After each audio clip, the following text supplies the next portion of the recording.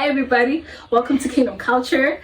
I'm so excited for today's episode, and I've got an amazing person today, the owner of this wonderful space and the sponsor of Kingdom Culture. He is a wonderful producer, mix engineer, singer, songwriter. Really? Yeah. Okay. And latent comedian.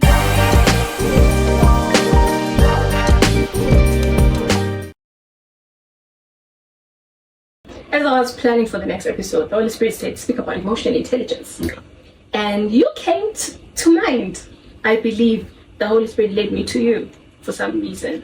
Yeah, listen, the Holy Spirit and Jesus are very notorious for picking the unqualified, but I'm here for it. Look, I'm here for it. If it's any consolation, look at who's got a YouTube channel. I knew nothing about Esther. I know nothing about editing pongens and shit. Yeah. I know nothing about but your productions have been good, so thank you. That's really cool. Yeah, so I believe in progress over perfection. So this episode will be about progress over perfection. Okay. I like that. I like that statement. Yeah. So what's EQ to you? People glorify IQ a lot. Yeah. But what's EQ? I think emotional intelligence is being aware of, for starters, being aware of everything else outside of yourself, right? Mm-hmm. Or rather, other people's being aware. So I want to simplify. I think it's being aware of other people outside of yourself. Mm-hmm. So how they perceive things, how they respond to things. So it's really kind of like defensive driving for emotions, kind of like anticipating certain things and being aware that, sometimes you have to just understanding how people process emotion. So not always, thinking about what your emotions are. So I'll give you an example. If I am unhappy with you and maybe you do something that really, really upsets me,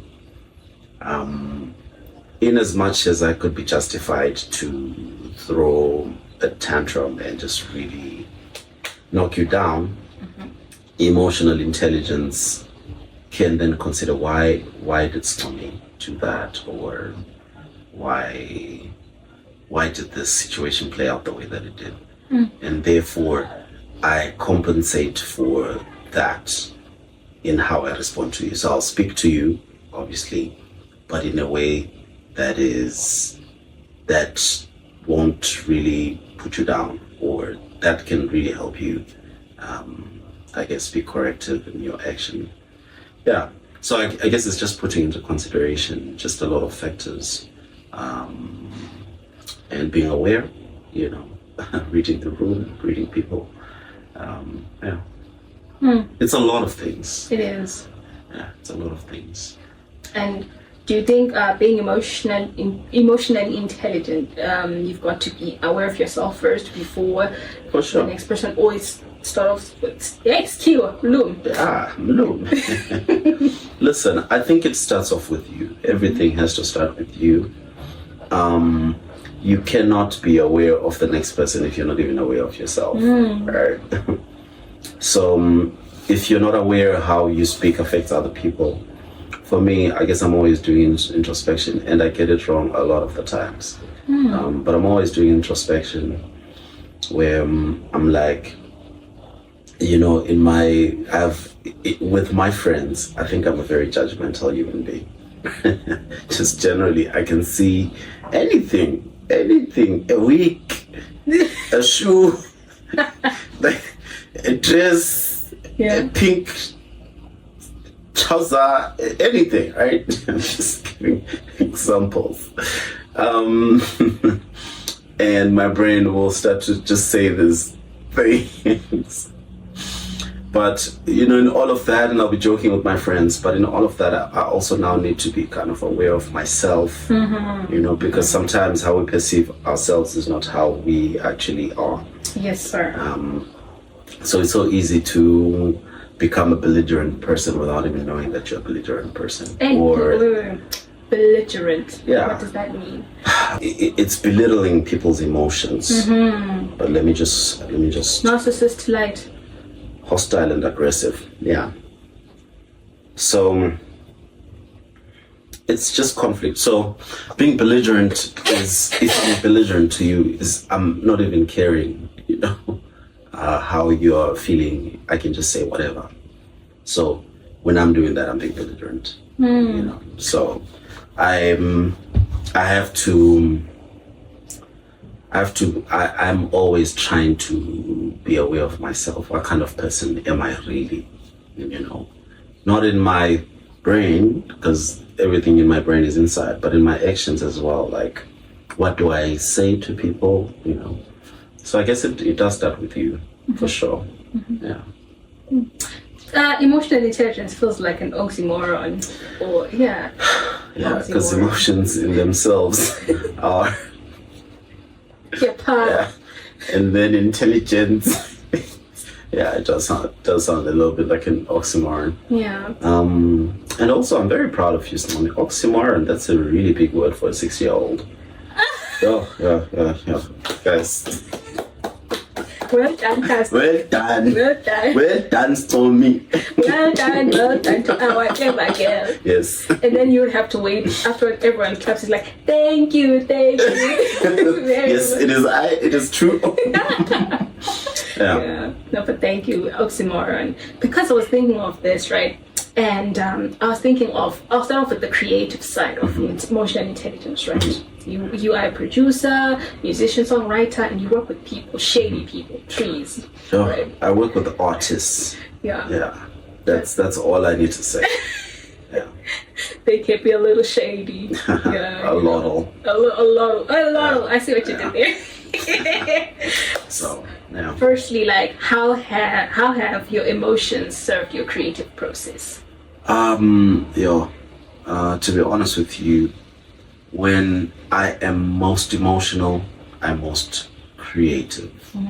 But I don't even know if that's the right way to put it. I think I am creative generally, but when I'm most emotional, I'm more in touch with my creativity. Yeah, because sometimes emotion helps me dig deep. Like when I'm okay, it's just like, let's do a dance song, which is fun. Can be nice, the melodies can be nice, but there's a world in which maybe it can not connect with the heart. But when I write a song that can connect with the heart, recently I did a song, and the one guy said to me, I felt like the song was written by me. Like every word just sounds like something that I would have said to the situation that I'm in. I was like, oh, yeah. So it helps me like really dig deep, and I forgot what you asked me. How have emotions served your creative process? So yeah, when I'm emotional, it can be any emotion, like happiness, sadness, but sadness is a powerful emotion. Yeah. When I'm really sad, that's an incredibly powerful emotion. Yeah, you've told me this, like every time you send me something, and I'm like, what inspired this? You're like, I was really sad when I wrote this. Yeah. And you can hear it from the texture of your voice, like... I'd be crying. But yeah, man, I think when I'm most emotional, I can write. Yeah, I can write the melodies, just something happens, and sometimes I have like an almost my scope is wider. I can tap into other people's emotions. I can write a happy song when I'm sad, but I can write it really, really well. So, wow.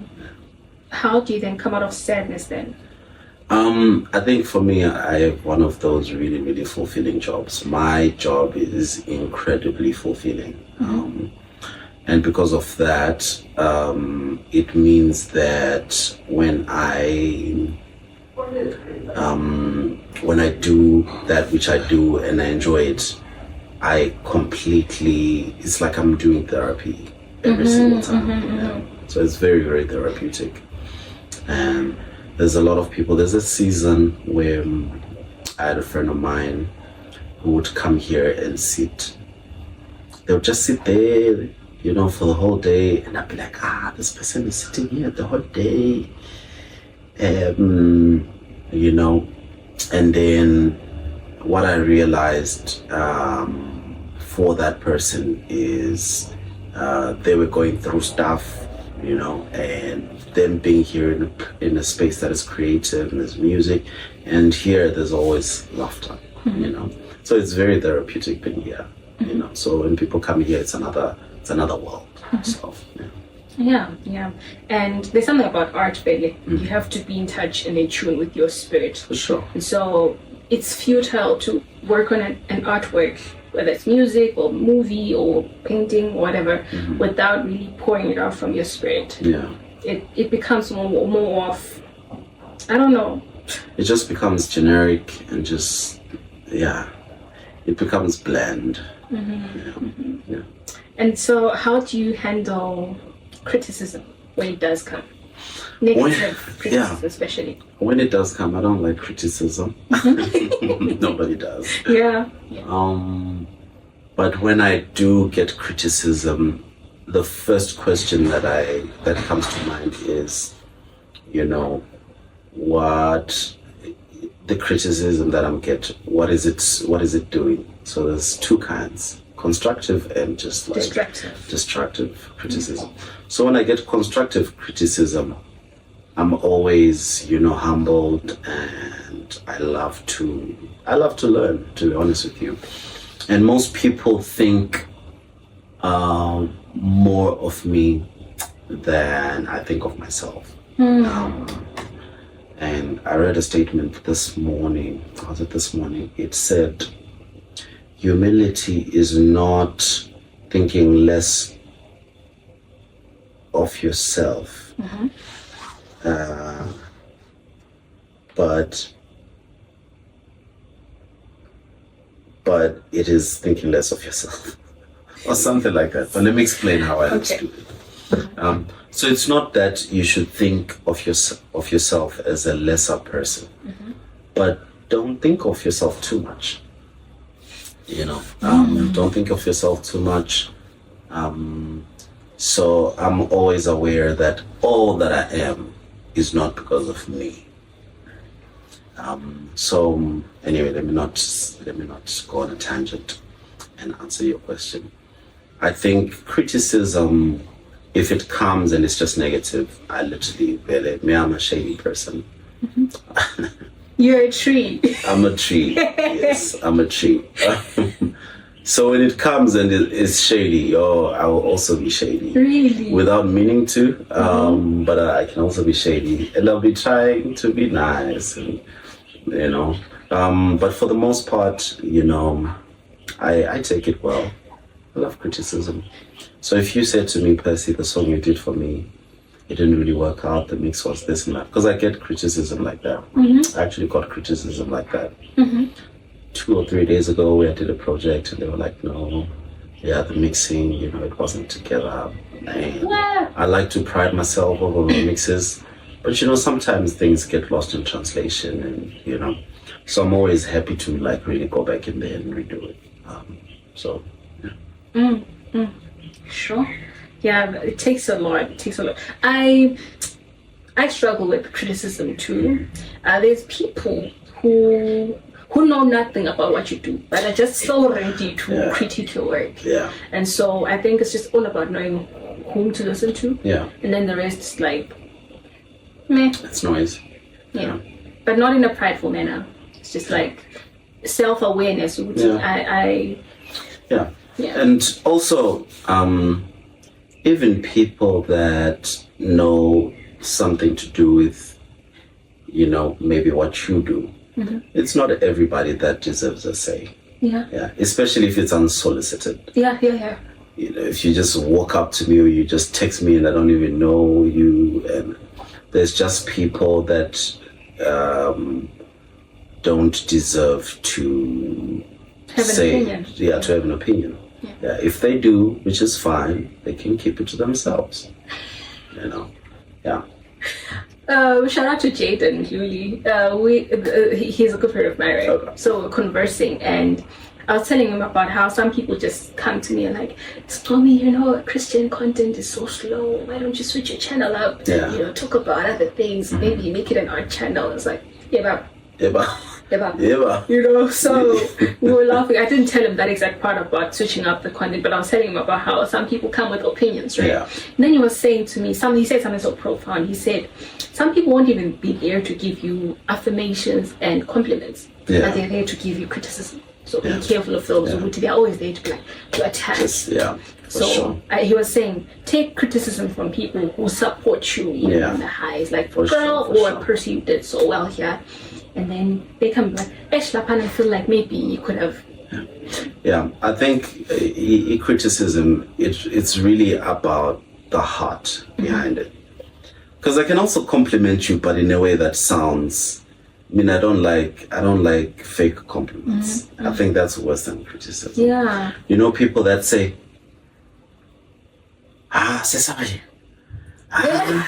Sesabajin. What? For me, it's like if you're complimenting, say what you're saying and say it nicely. Don't, because it almost sounds like gaslighting a little bit, where it's just like, it's not really a compliment. It's like me looking at you, maybe you're doing something awesome. It's like, I suppose maybe it's like a cultural thing.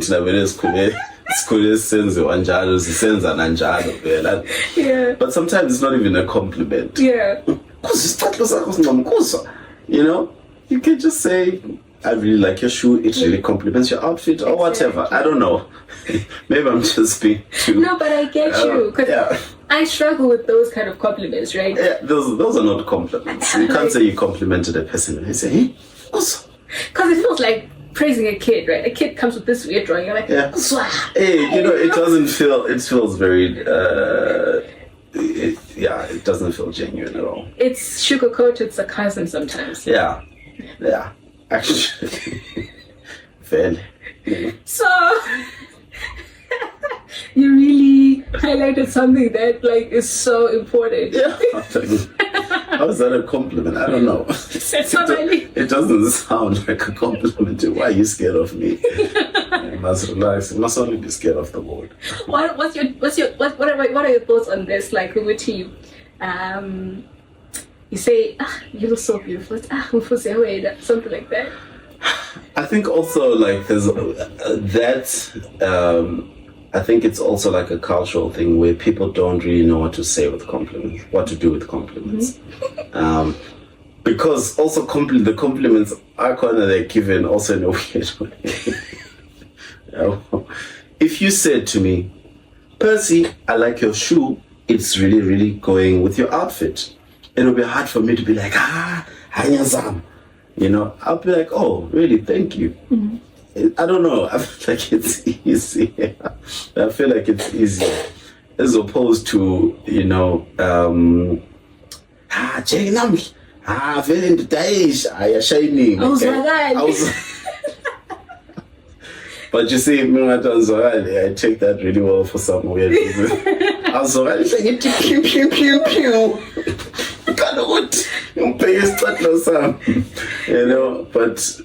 But that works with people that I know because I know their intent and I know how they feel about me. So yeah, I struggle with compliments, and this comes from a position in which a friend of mine was feeling like I play small, but I explained to her, no, I don't play small. It's because I grew up getting so much criticism to the point that finally when I started to get affirmations, I was like, really?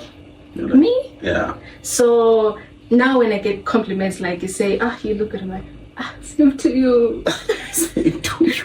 I was laughing at someone yesterday. I was showing my workout thingy, I was doing steps, right? So it's like, oh, nice legs, right? I was like, I'm so weird. I almost say same to you. We're just playing around. Mommy, if you did say that, we can never be friends ever again. But this is just a typical example, Yeah.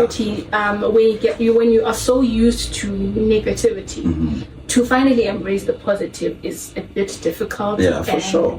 I guess that's where dealing with your trauma comes in. Yeah, I think also the African context is very wild because, people, there's a lot of us that grew up you can grow up in a loving home, but here's the language when they're upset. You're so stupid, right? You're so, you're useless, right? And those are normal, everyday words that compound on a child. Over years, they might actually, if you're not careful, they might actually be that they're useless. And then they'll become useless. And then, the power of words. So, we come from a place where, like, compliments, we don't really know what to do with them. We don't know what to do with compliments. So I think the African person needs to learn how to compliment and how to receive a compliment. Just like the African needs to learn how to love and how to be loved. Because it's one thing to be loved, that's the easy part, or rather how to love someone else. That's like, sometimes your heart helps you. You're like, oh, this person is so quirky, this person is like this and like that. Everything about them makes me feel like I love them. But sometimes when a person loves us, sometimes, like, you're in your brain, you're like, why me? What do you want? Why me? It's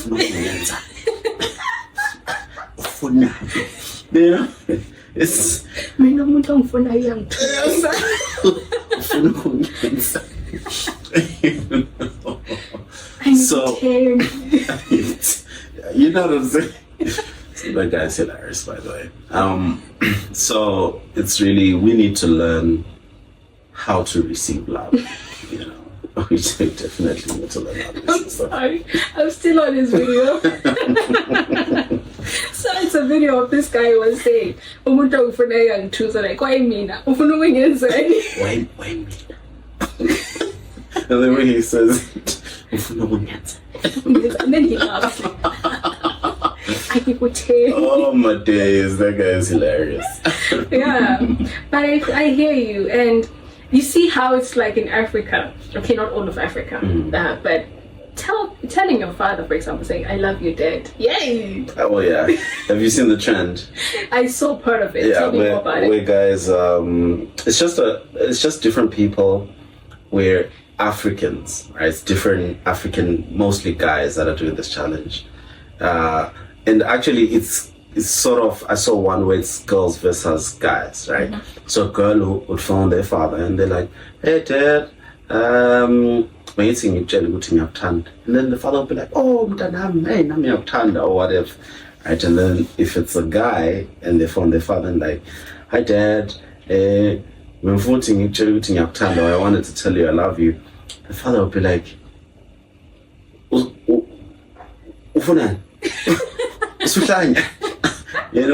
like things like that, where but that generation is almost sort of over because abantu abadala really like our generation is a little bit better. And for me, like in this generation going down, I don't know how other people relate with their children. The way that I relate with my kids, love is an open conversation. In my house, I tell my kids I love them every day. Whether they know what that means or not, remains to be determined or determined.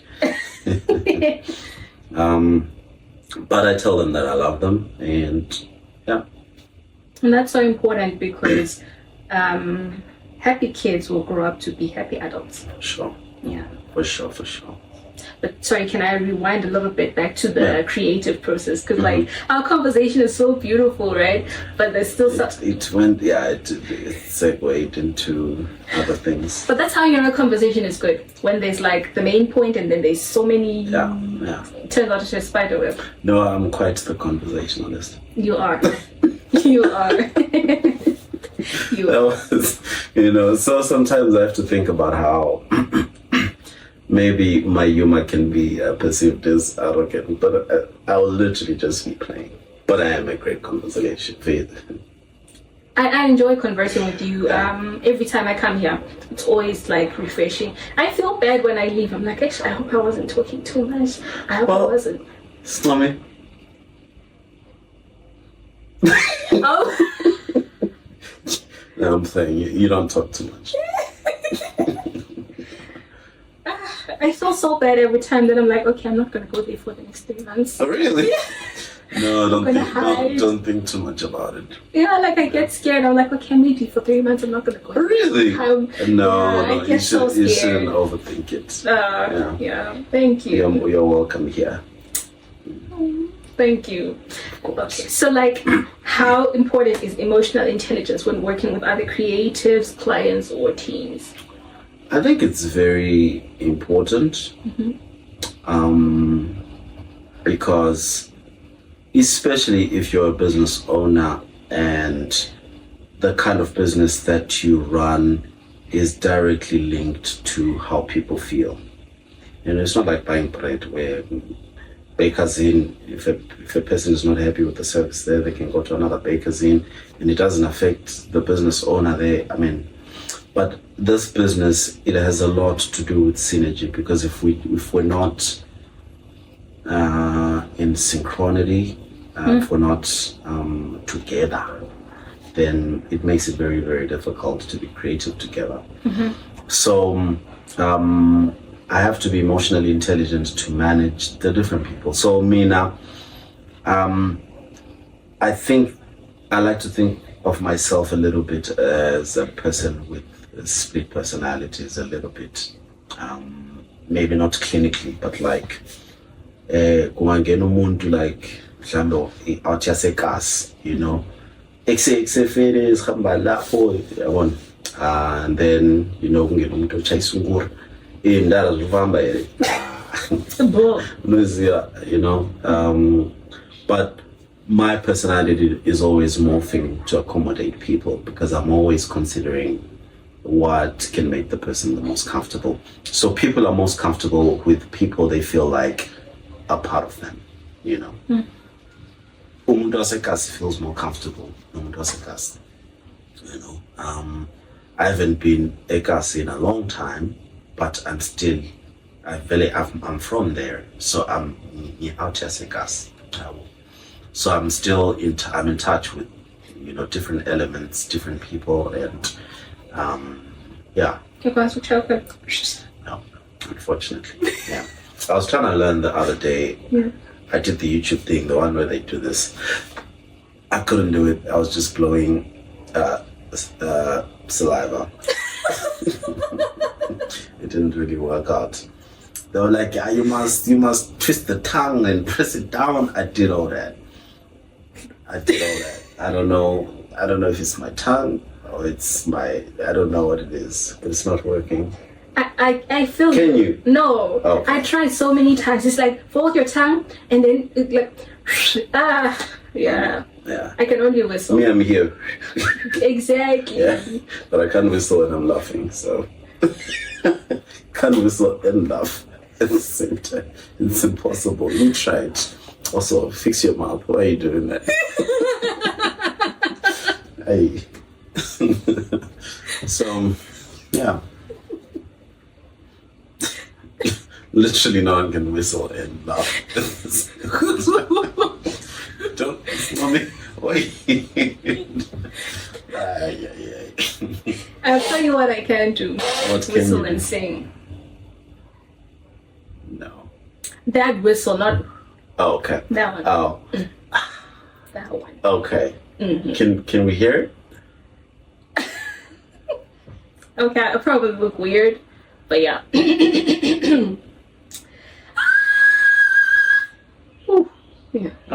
can do that also. Can we hear it? No, next episode. That's a really high note. Thank you. Yeah, well done. Thank you. Yeah. Man, you really killed me to also fix your mouth. Yeah, I mean, there's a person out there who was literally trying to do it. Oh, really trying to do it. Yeah.